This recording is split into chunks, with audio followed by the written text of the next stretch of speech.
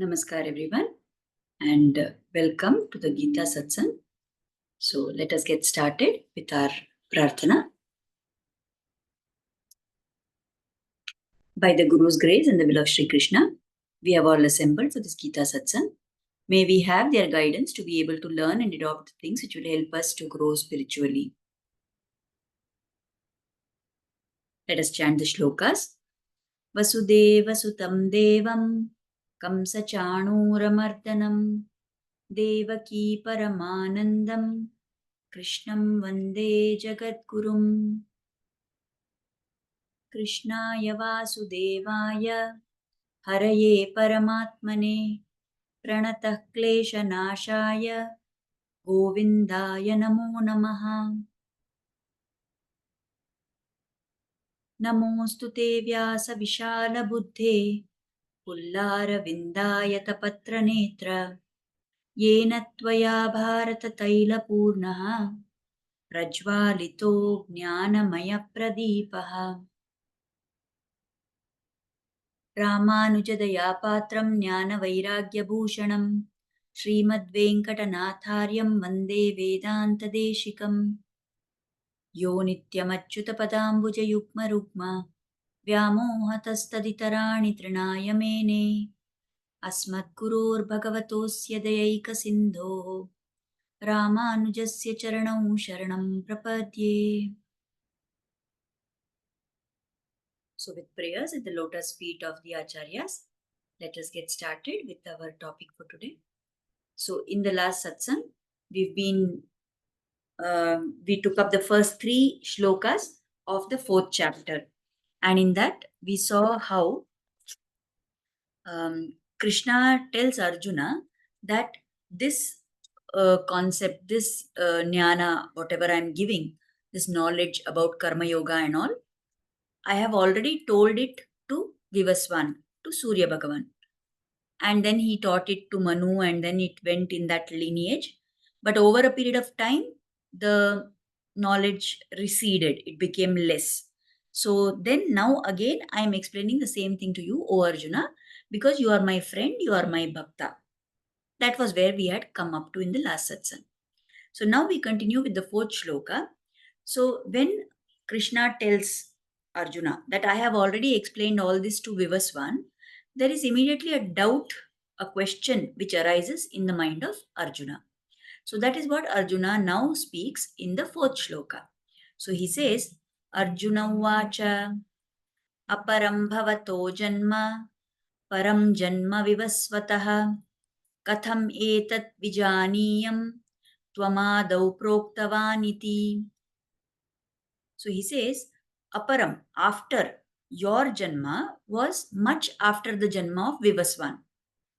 Because from Arjuna's point of view, Vivaswan, Surya. So Surya is always there. He has been there ever since ages. And Krishna is only now born, isn't it? So this person whom Arjuna knows as Krishna, you are born much after Vivaswan. How do I understand this? You are saying that you taught this science to Vivaswan. So how should I understand this? How am I to understand that in the beginning you had taught all this to Vivaswan? So this doubt is natural on the part of Arjuna, isn't it? Because Krishna says, I have taught this before to Vivaswan. Now Krishna is only present now. So how Krishna can have taught that to Vivaswan? Because Krishna is born after Vivaswan. So how can he say that I have already taught this to Vivaswan? That is the question of Arjuna. So writing about this shloka, Swami Ramanuja gives a detailed analysis.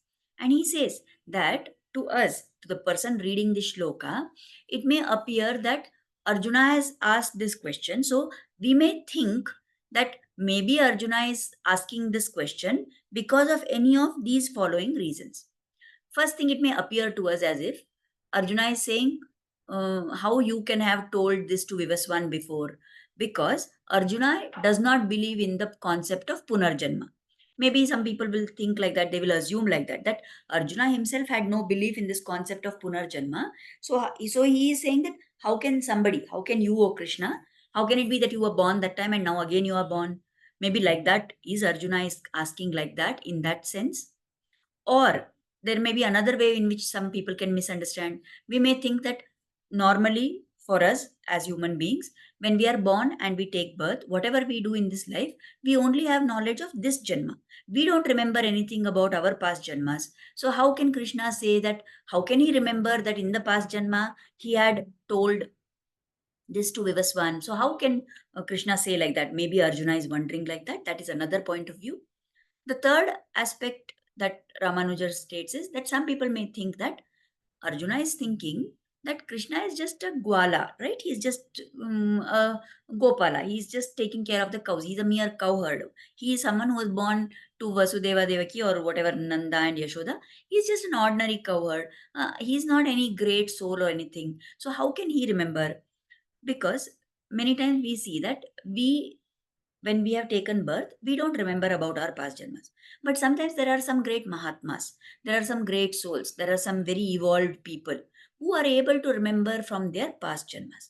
So, here, is it that Arjuna is thinking that Krishna is just an ordinary person? He is not any great Mahatma or anything like that.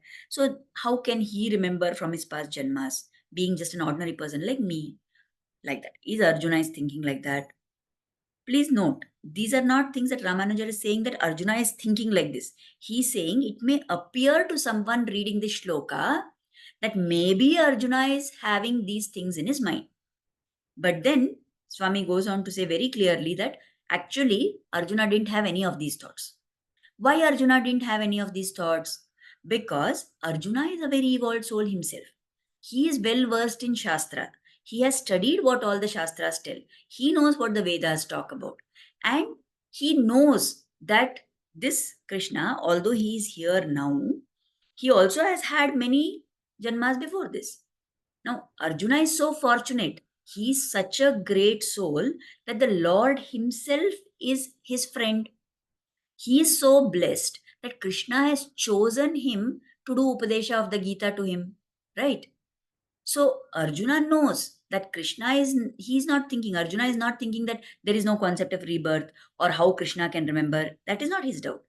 Also, if you remember, when we talked about Arjuna Vishada Yoga, the first chapter of the Gita, then at that time we saw that when Arjuna is telling all his reasons for not wanting to fight, Arjuna had talked about how it is bad to kill everybody in the war. That there are so many disadvantages to this.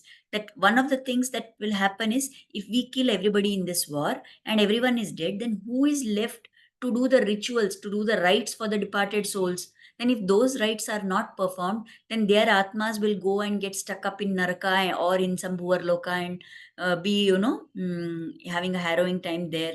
So, all this Arjuna had talked about. So that means definitely Arjuna knows about the concept of rebirth. It is not that he is doubting the very identity, like the very concept of rebirth, right? Then Arjuna also, because he has studied Shastra, because he has studied the Puranas and all, he knows about examples like Jada Bharata, who could remember their past births. So it is not likely that he will think that how can Krishna remember past birth? Is it possible for anyone to remember past birth? He will not have doubts like that because Arjuna knows about people like Jada Bharata.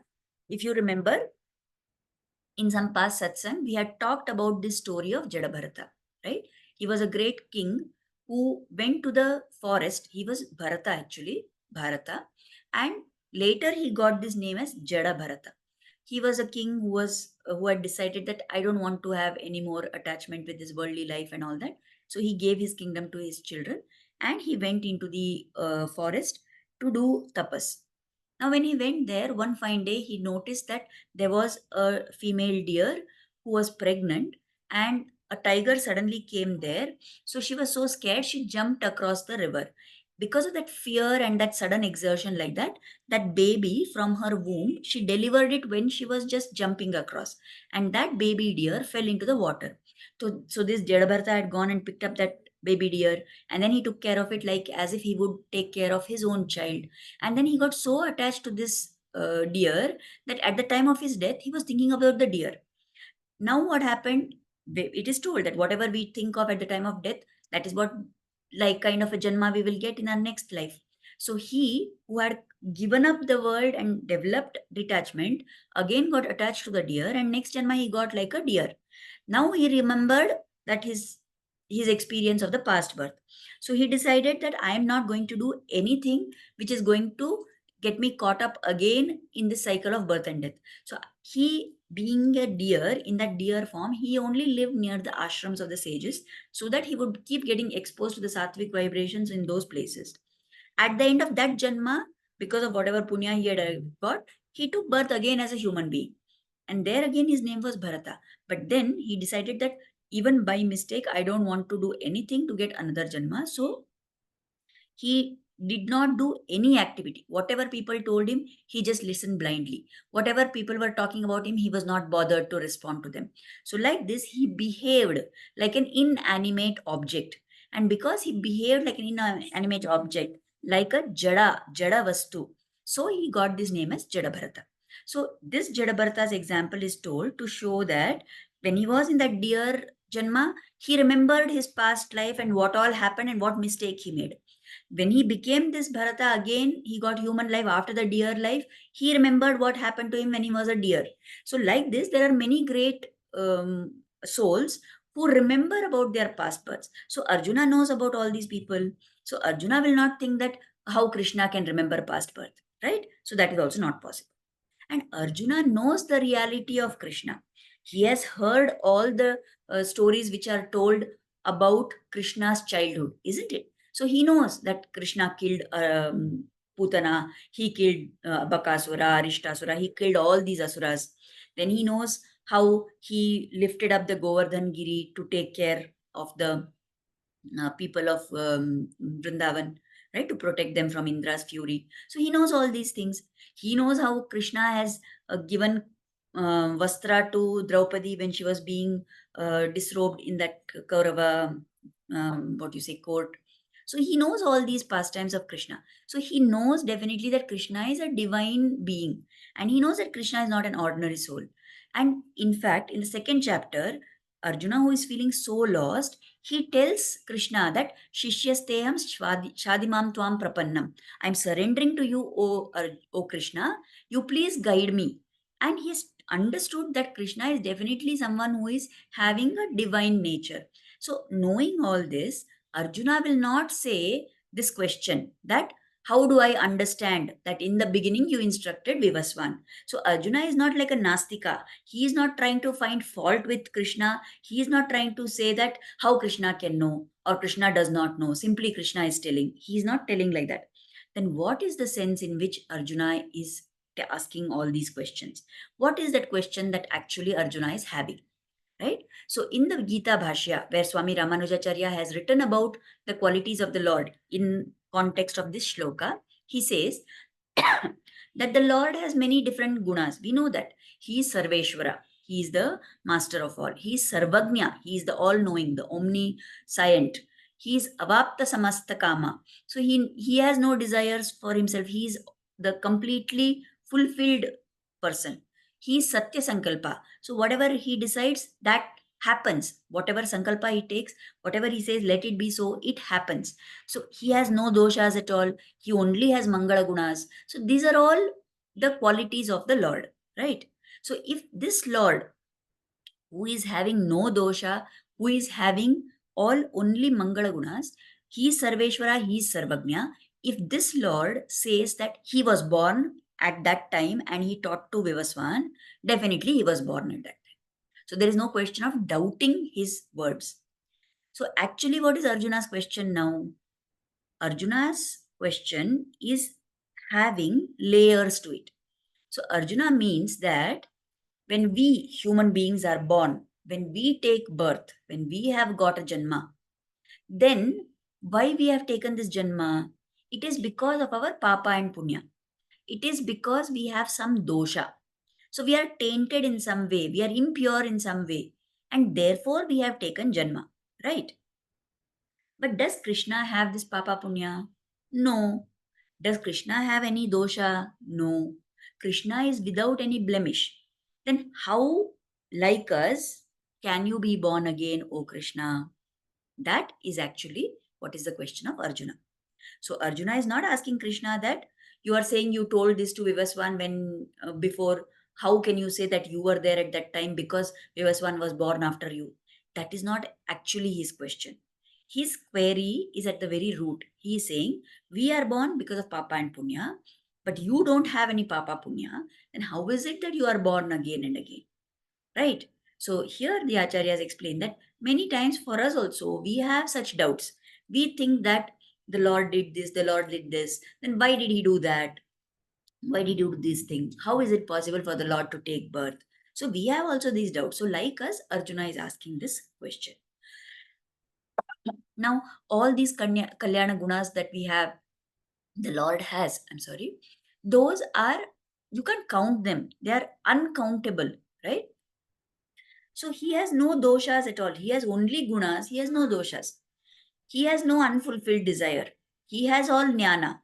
Now, when all this is there, why is he taking birth again and again? For us, when a jivatma is in this sharira, it has some doshas. It commits some wrongs, and therefore it will get papa. Then it will do some good things. It will get punya. Now, after that, because of in keeping with the account of papa punya, it will take another birth.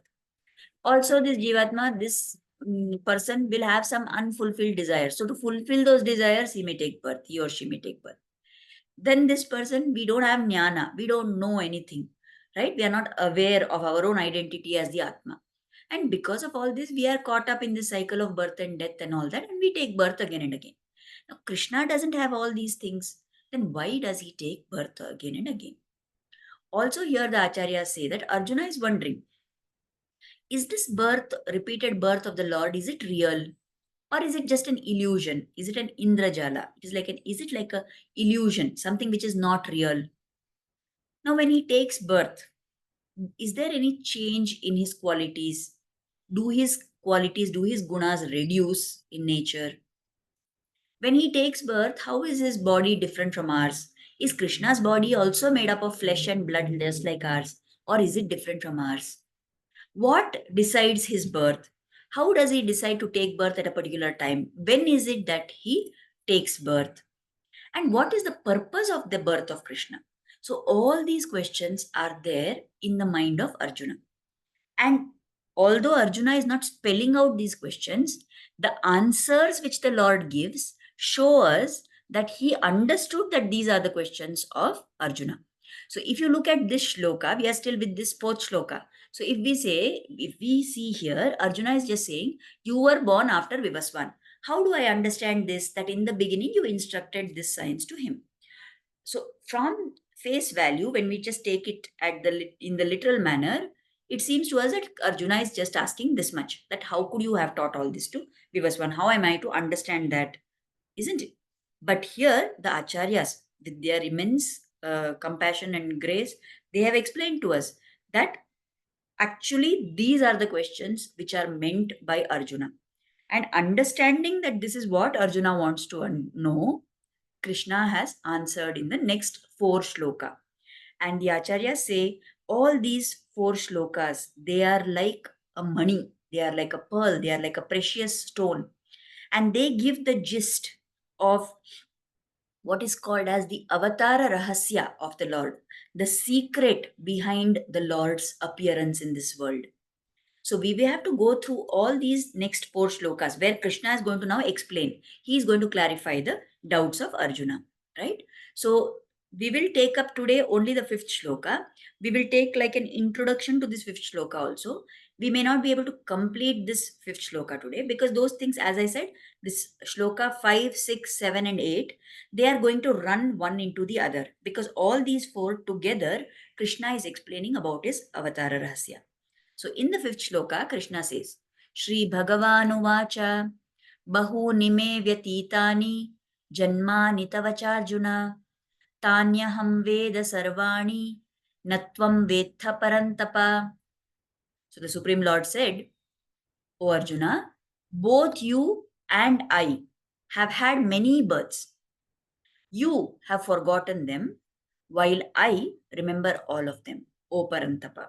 Parantapa means destroyer of enemies. So, O Arjuna, you have also taken many births. I have also taken many births. But what is the difference? You have forgotten all your previous births, but I remember each and every one of my births. So, this answer, which is given by the Lord, Swami Vedanta Deshikar explains it. He says that the answer to these questions of Arjuna, starting with this shloka, whatever Krishna is explaining, that is titled as the Avatara Rahasya. So the first point which the Lord covers in his answers, like the answers, there are 6 questions to which the Lord has given an answer. And these 6 are divided between the next 4 shlokas. So it's not that every shloka has only one answer. Some of them have more than one answers together. We will see that as we go into the shlokas.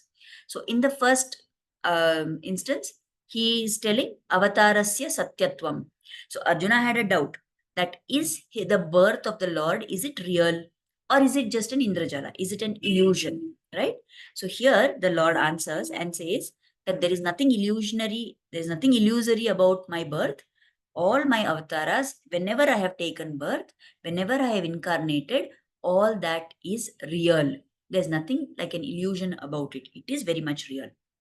The second quality, the second concept that Swami Vedanta Deshikar explains is Ajahata Sasvabhavatva. The question is, now Lord has taken so many avatars. Is his glory the same in all the avatars? Or is there some increase of glory in one avatara, reduction of glory in another avatara? The answer to this is yes.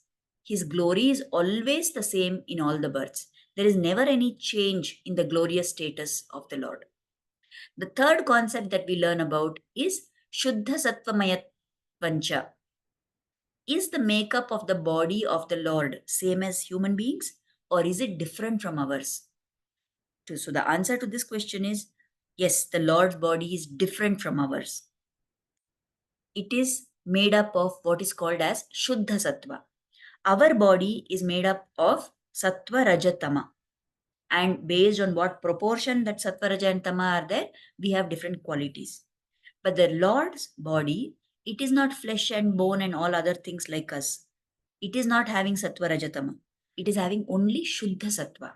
It is beyond this universe.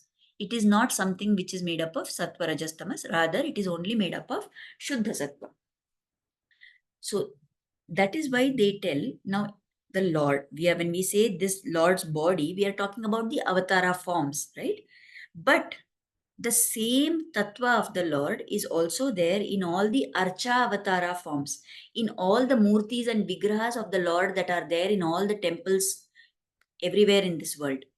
So then it is told that that form of the Lord, the Archavatara form of the Lord, is also made up of Shuddha Sattvam.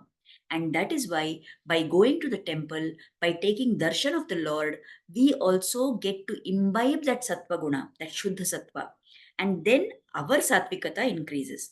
That is why we should regularly go and visit temples. Now, okay, fine, the form of the Lord in the temple is having that. What about the form of the Lord which we have kept in our puja room, in our house? What about the saligrama that we have in our house? All these forms of the Lord are also said to be of Shuddha Sattva, right? So there is no difference in the glory of the Lord. The makeup of the Lord's body is totally different from us. It is made up of Shuddha Sattva. Next, the fourth point that is told is Svecha Matra Nidanata. What is the reason for his birth? Swa Icha, Svecha is the only reason for his birth. His own sankalpa that he has to take birth. We human beings are born and we die and we take birth again because of our karmas, because we have papa and punya. But what is the reason why the Lord takes birth? Is it because of papa punya? No, there is no papa punya attached to him. It is by his own sankalpa that he takes birth. Then the fifth point is covered, that is Glanau Samudayaha. When does the Lord take birth? Whenever there is glani, whenever there is discord, whenever there is disturbance in the society. In what form disturbance? Whenever adharma rises up and dharma is destroyed, at that time he takes avatara. And the last point that is sadhu samrakshanartha. What is the purpose of the Lord's birth? It is to protect the sadhus, to destroy the evildoers, and to re-establish dharma. So, if you know that very well-known 2 shlokas, which every time, even whenever that title song of the Mahabharata used to play, you remember those famous two shlokas. Yada yada hi dharmasya glanir bharata abhyuttanam adharmasya tadatmanam srujamyaham. That is one shloka. That is going to be covering the fifth point. Right? Then what is the next shloka which continues in that set? Paritranaya sadhunam vinashaya cha dushkritam dharma samsthapanarthaya sambhavami yuge yuge. In every yuga, I take birth again and again. Why? To protect the sadhus, paritranaya sadhunam, to destroy the evildoers, vinashaya cha dushkritam, dharma samsthapanarthaya, to re-establish dharma. So that is the sixth quality. So all these, understanding these six concepts will help us to understand the Avatara Rahasya of the Lord, the secret of why the Lord takes Avatara. And why it is important to understand these Avataras will come in the later shlokas. So for today, we have seen that these six. Now actually what will happen is this shloka which we are looking at, this fifth shloka, the Lord is talking about the fact that his births are real. So that is covering this first point. That is the Lord's birth real or is it an illusion? No, it's not an illusion. It is just real. So that is covered here. The second, third, fourth will be taken up in the next shloka. We are going to see that later, right? And then there is the remaining two will be taken up in the last two shlokas, whichever Krishna has told regarding his avatar. So now to answer this first question, Krishna is telling Arjuna, I, just like you have taken many births, Arjuna, I have also taken many births. Just as all your previous births are real, so also all my births are real. There is nothing illusionary about that. But there is one big difference. What is the difference between the birth which we take and the births which the Lord takes?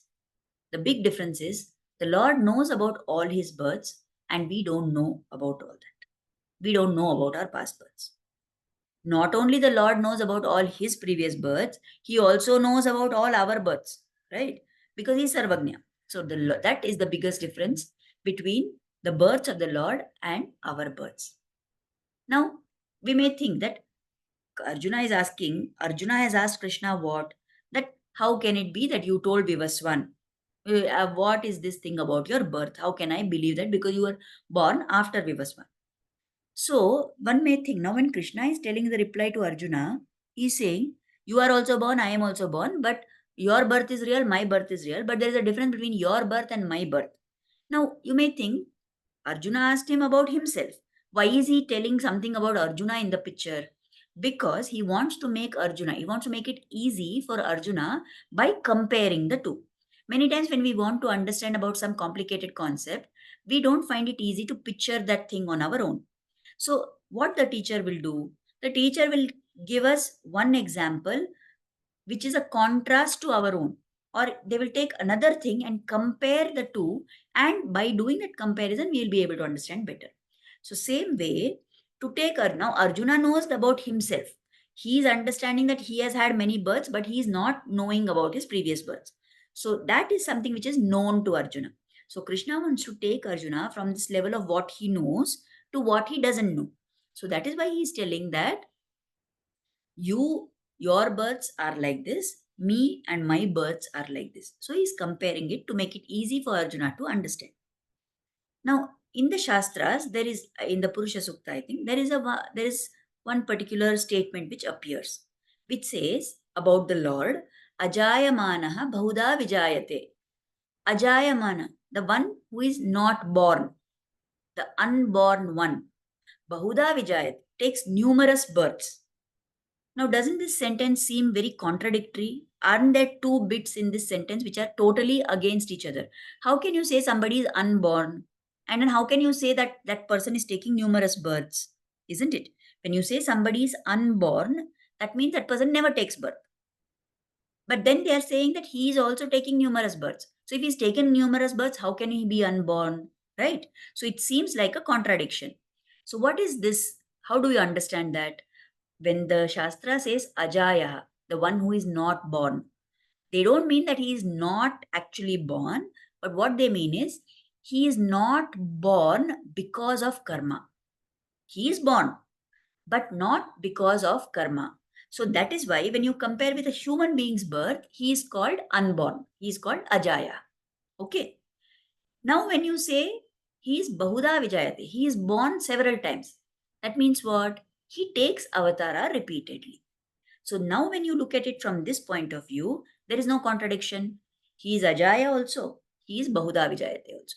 He is not born also. That means he is not born because of karma. But he is born several times. Why? As an avatara to fulfill some particular purpose in this world. Right? So now we move on. So now Krishna has told in the 5th shloka, Krishna has told Arjuna that you also had many births. I also had many births. You don't remember about your previous births, but I remember all of them. Right? So he has made that clear to Arjuna. So he has answered the question, the first question, that is your birth real or illusory? No, it is not illusory. It is definitely real. So he has answered that question. Now he has to go further. So in the 6th shloka, he goes further. And this is one of the very important shlokas for us to understand. So Lord says, Ajopi sanna vyayatma bhutanamishvaropi san prakritim swam adhishtaya sambhavam atmamayaya. Although I am unborn, I am the Lord of all living entities. So here when he is saying I am unborn, what does he mean? I am not born because of karma. I am the Lord of all living entities. My nature is imperishable. Yet I appear in this world by virtue of my own divine power, which is Yogamaya. So he says, the Acharyas tell us that how can we understand this? Sometimes if you have a gold earring or you have a diamond or something, and by mistake it falls into the ditch. Now it may be difficult for you to find it there, but does it mean that just because that precious stone fell in the ditch, it became part of the ditch? It changed its nature? No. It is still a precious stone only, right? It will retain its qualities. So also the Lord. So what is this precious stone? We are comparing it to the Lord. And what is this ditch that we are talking about? It is this samsara where all of us are stuck up. So the Lord comes from Vaikuntha. He comes and takes birth on this bhumi. But just because he has taken birth here, is there any change in his qualities? Is there any reduction of his glory? There is absolutely no such reduction. Now, if you take the example of fire. Now, the fire, whatever you put into the fire, it will burn it. The fire is not bothered about whether you are putting, it is a homa and you are putting items for Purnahuti, or whether it is being used to burn the trash, right? So that fire always retains its superior quality. So also the Lord is always superior. Whether he is in Vaikuntha, whether he took birth, whether he took avatara in Treta Yuga, whether he took avatara in Krita Yuga, he took in Kali Yuga, it makes no difference. The Lord always retains all his qualities. So you remember we said that the second question that is indicated in Arjuna's question, is the glory of the Lord the same in all births? That was the question. So here in this shloka, the Lord says, he answers that yes, my glory never changes. Always my glory remains the same. So the Lord is called Ishvara. This Ish is defined by Adi Shankara. He says, Ishana Shilaha, the one who controls everybody is Ishvara. And that is why the Supreme Lord, who is the master of all, the controller of all, he is Ishvara. So again we say Ajaha, not born. Not born means what? Not born like ordinary beings. Not born because of karma. No death like ordinary beings. No reduction in glory like ordinary beings. The Lord takes avatara on his own terms. Right? Now, what is this glory of the Lord? He is superior to everything in this universe, whether it is the insentient beings, the Achit Vastu, or it is the Jivatmas, like us, who are in this samsara, or it is the Muktatmas. Who are these Muktatmas? They are Atmas who have got mukti from this cycle of birth and death, and they are in Sri Vaikuntha with Lord. Or Nityatmas. Who are these Nityatmas? They are entities like Garuda, Anantashesha, Vishwaksena, and so on, who are always with the Lord, performing service to him in Vaikuntha. So all of these are inferior. The Achit items, Jivatmas, Muktatmas, Nityatmas, all of them are inferior. The Lord is superior to them all. So there is never any reduction in the glory of the Lord. In fact, in some places, many places, the Alvars, when they sing about the avatars of the Lord, right? Wherever they describe the Lord irrespective of that avatara, they will give him qualities which are like of Krishna himself. Like in many places, the Alvars have referred to that Kurma avatara. And they call, when they are talking about Kurma, they say Keshava. Keshava means what? Somebody who has glorious hair. Somebody has very beautiful Kesha. Right? That is one of the meanings, of course. There are other meanings, but we don't need to go into that for now, for our purpose. The Kurma, the turtle, that avatara is being called as Keshava. How do you explain that? Have you ever seen a turtle with hair? No, but this is the divine turtle, isn't it? So the Lord will retain all those qualities which he had. So that Alvar picturizes him as Keshava.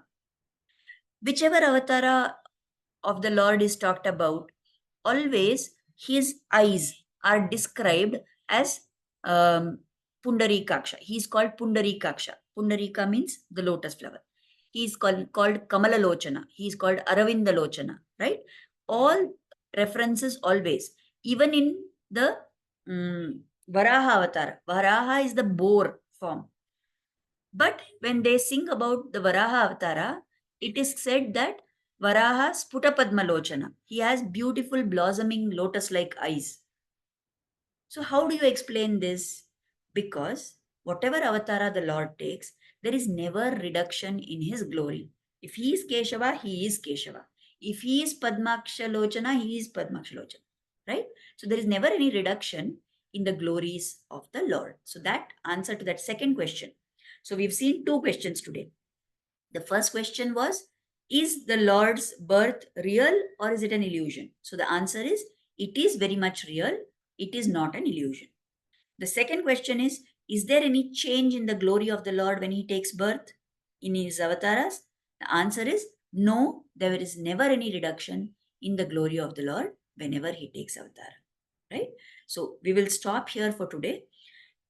Because if we have to continue, actually the remaining shlokas, they are going to now, even in this shloka only, the second part of this shloka is going to talk about the next few questions, the answers to those. But then it will become too much for us to manage and to, grasp and understand in one satsang. So I have made it such that we will stop here at this point of time. Please remember that we have tackled two of the questions raised by Arjuna.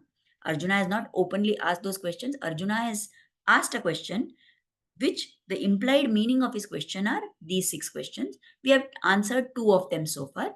We are going to answer the remaining in the next satsang. So we've reached the end of our time for today. I hope I have made things clear to you by my explanation. If at all there is any doubt that you have, let us wait till I complete explaining all the answers to all those 6 questions. And then by then, if still we have any doubts or some questions, you can please send them to me on WhatsApp and we will take up the answers to those questions. Okay. So we have reached the end of our time also for today. Let us offer Kritagnyata, gratitude at the lotus feet of Krishna and Guru for inspiring us to start and join this satsang. And let us pray that their blessings and grace are always on us. Thank you everyone for joining in. We will meet again next Thursday as usual. Namaskar.